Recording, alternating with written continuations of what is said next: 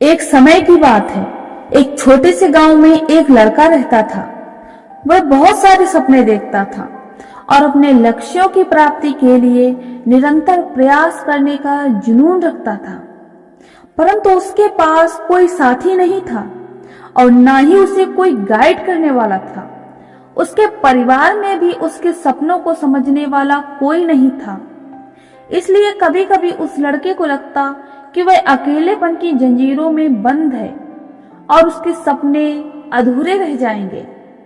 फिर भी उसने निरंतर मेहनत की और अपने आत्मविश्वास की आवाज को बुलंद किया।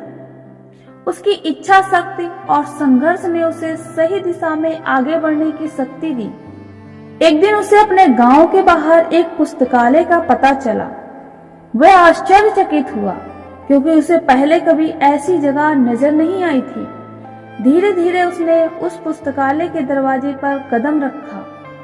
वहां जाकर उसने देखा कि लोग पुस्तकों के बीच खोए रहते हैं और वहां की शांतिपूर्णता और ज्ञान के वातावरण ने उसे संतुष्ट कर दिया।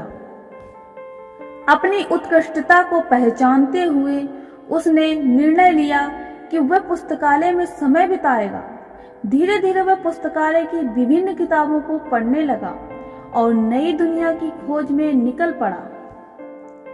कई दिन बिताने के साथ साथ उसका ज्ञान बढ़ता गया और वह अच्छे लेखकों और दर्शकों के साथ रिश्ते बनाने लगा।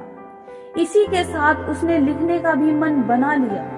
उसने कई लेख लिखे जिसमें से उसका एक लेख प्रकाशित हुआ और लेखकीय कौशल को दुनिया के सामने प्रदर्शित करने का वह लड़का जिसने कभी अकेलेपन को एक रुकावट समझा था अब एक प्रेरणादायक उदाहरण बन गया।